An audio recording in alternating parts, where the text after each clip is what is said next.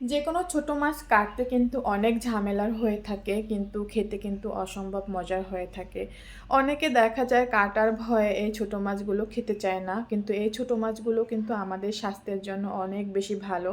তাই ভালো জিনিস খেতে হলে একটু কষ্ট করে খেতে হবে। হ্যালো গাইস, সবাই কেমন আছেন? আশা করি সবাই অনেক বেশি ভালো আছেন। চলে আসলাম আবার একটি নতুন ভিডিও নিয়ে। আশা করি আজকের ভিডিও জুড়ে আপনারা সবাই থাকবেন এবং আপনাদের সবার অনেক অনেক বেশি ভালো লাগবে।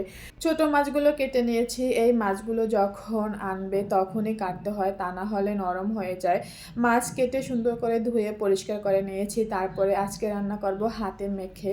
তো সবগুলো উপকরণ দিয়ে দিয়েছি, সাথে টমেটো দিয়েছি, কাঁচামরিচ দিয়েছি, পেঁয়াজ, রসুন বাটা, ধনেপাতা কুচি এবং সরিষার তেল দিয়েছি, লবণ দিয়েছি। তো সব উপকরণ দিয়ে হাতে করে মেখে নিয়েছি এবং সামান্য একটু পানি অ্যাড করে দিয়েছি। তো কালারটা কিন্তু অনেক সুন্দর এসেছে। এখানে আমি গুঁড়া মরিচ প্লাস সামান্য কাঁচামরিচ দুইটাই ইউজ করেছি।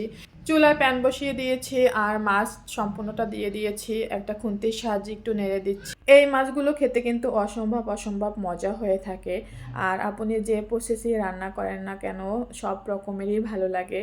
আর বড়কে করে অনেকে এই মাছটা রান্না করে, কোনো ঝোল থাকবে না, একদম শুকনো শুকনো। আমার কাছে সেটাও অসম্ভব ভালো লাগে। তো আজকে হাতে মেখে করেছি। হাতে মেখে রান্না করলে কিন্তু অনেক অনেক মজা হয়ে থাকে। আমার মাছ একটু নেড়ে দিতে হবে, তো সেজন্য ঢাকনাটা উঠিয়ে দিলাম। তারপরে আবার নেড়ে চেড়ে নিচ্ছি। তো কে কে পছন্দ করেন এই মাছ, হ্যাঁ কমেন্ট করে কিন্তু অবশ্যই জানাবেন। আর বাচ্চারা ভয়ে কে কে খেতে পারেন না সেটাও কমেন্ট করে জানাবেন। আমার ভিডিওটি কেমন লেগেছে সেটাও কমেন্ট করে কিন্তু অবশ্যই জানাবেন। আপনাদের কমেন্টের অপেক্ষায় রইলাম।